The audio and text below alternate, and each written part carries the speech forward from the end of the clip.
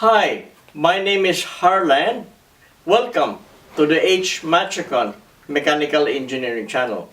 Today, the topic I'm going to discuss about is estimating the ventilation requirements for an industrial plant involving hazardous substances.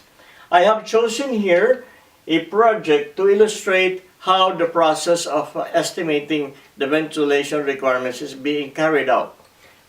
A manufacturing plant is going to construct a building expansion with a floor area of 2,056 square feet. This building will be occupied by 5 production workers on each of the 3 8-hour shifts. This is a hazardous environment classified as a Class 1 Division 2 location where the manufacturing process involves the use of methanol, toluene, and siding. The total ventilation requirement for the building expansion can be calculated as follows. Total ventilation requirement is equal to the breathing requirement plus total ventilation required for health plus total diffusion ventilation required to prevent fire and explosion. Let us start with the breathing requirement.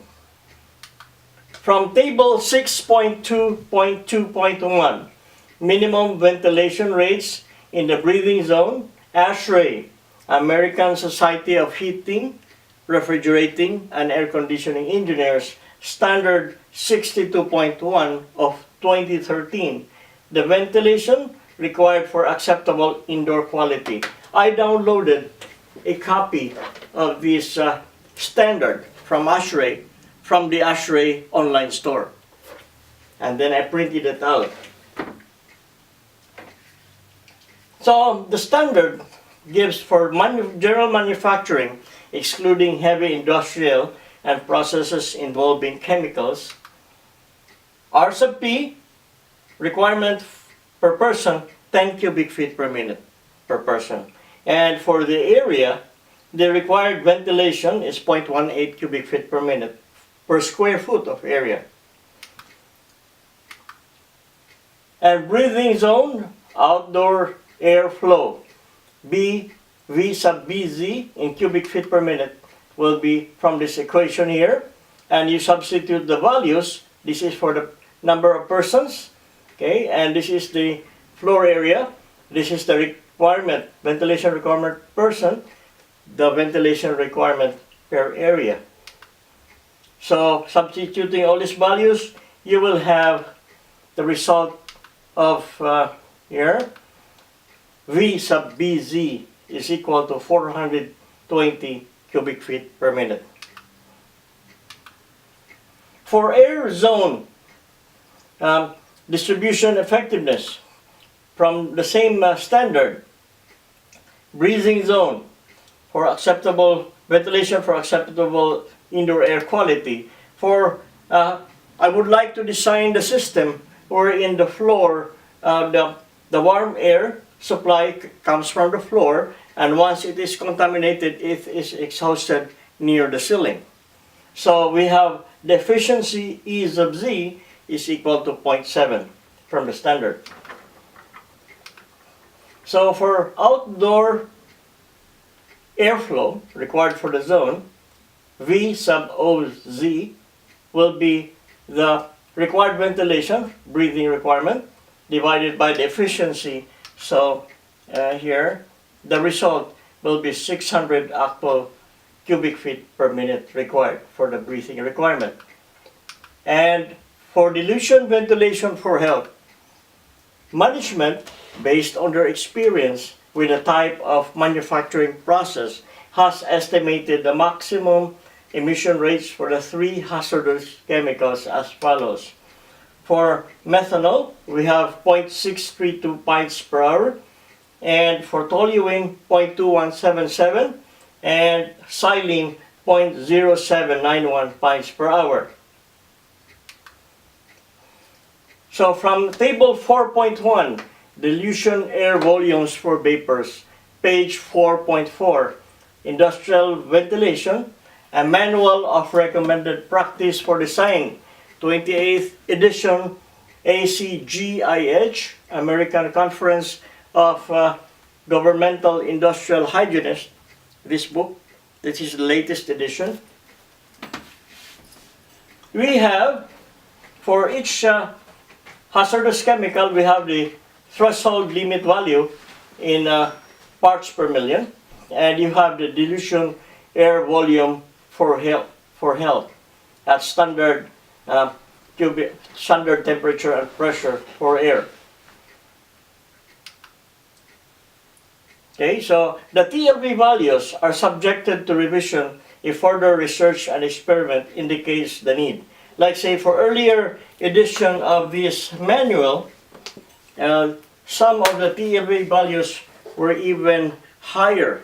Okay, higher. Now it has been reduced. Some of those chemicals, the TLV values had been reduced substantially. So it's better to have the latest edition of this manual.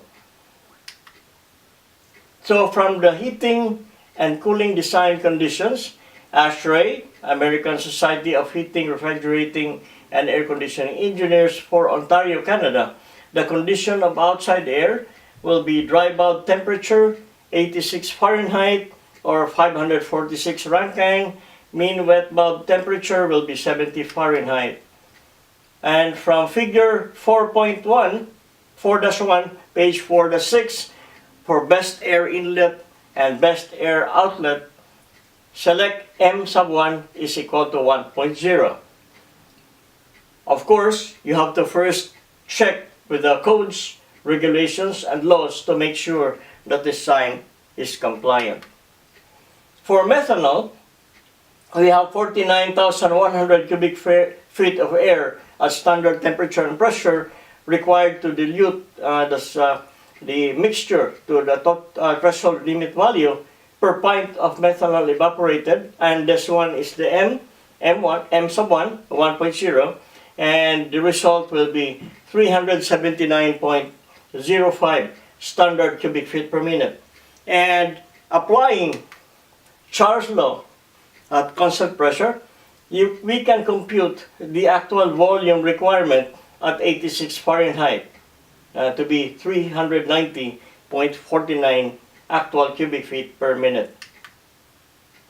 The same process will be done for toluene. So we have here at standard temperature and pressure 274.66 cubic feet per minute. And again, applying Charles' law, we have the actual requirement 282.95 cubic feet per minute. Same procedure repeated for toluene, for xylene, 33,000 cubic feet of air at standard STP, standard temperature pressure required for dilution to TLV per pint of xylene. So we have here the emission rate, and we can have the xylene requirement, the air requirement for xylene to be 43.5 standard cubic feet per minute.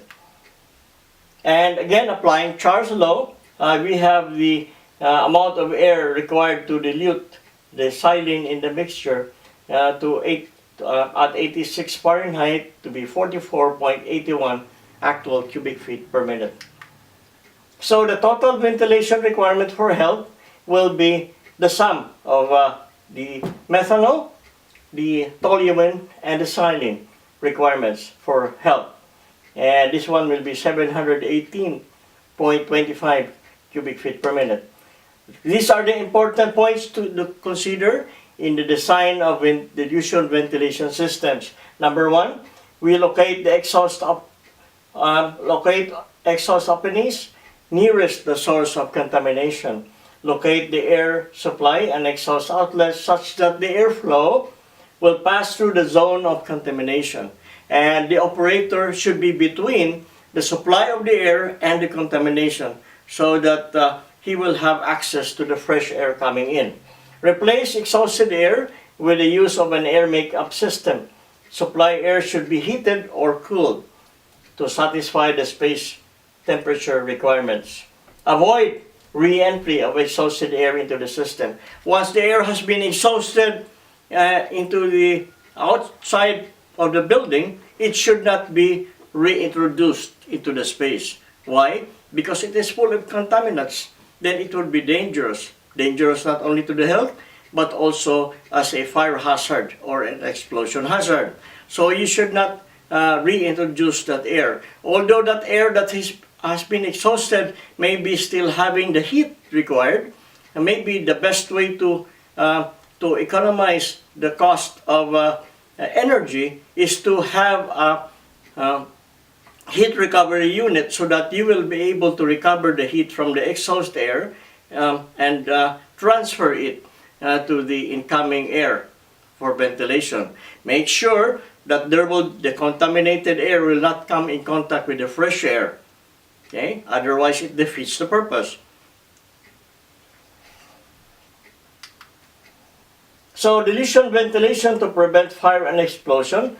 For equation 4.15, page 4-12, industrial ventilation, a manual of a recommended practice for design, dilution ventilation for fire and explosion, and this will be 403 cubic feet of vapor per pint evaporated, specific gravity times 100 times emission rate times safety factor divided by molecular weight, lower explosion limit, and B is a constant wherein B will be equal to 1 for temperatures less than 250 Fahrenheit, and it will be equal to 0.7 for temperatures greater than 250 Fahrenheit.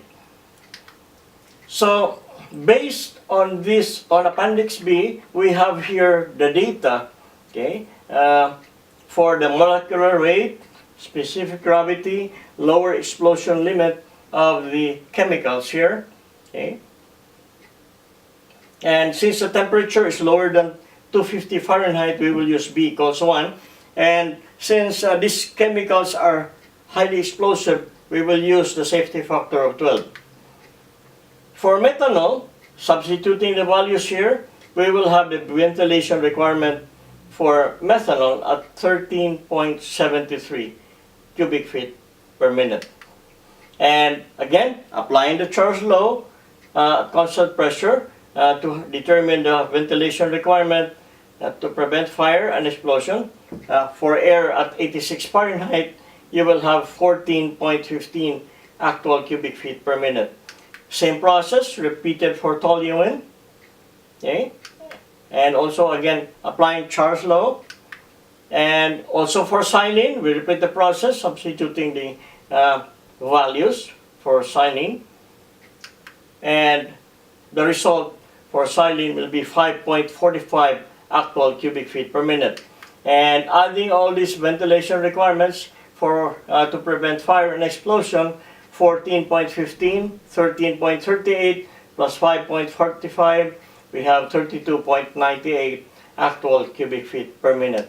And hence the total will be 600 actual cubic feet per minute for the breathing requirement, 718.25 cubic feet per minute for the dilution ventilation required for health, and 32.98 actual cubic feet per minute for the dilution ventilation requirement to prevent fire and explosion. Your total ventilation requirement, 1,351.23 cubic feet per minute. So, thank you for watching.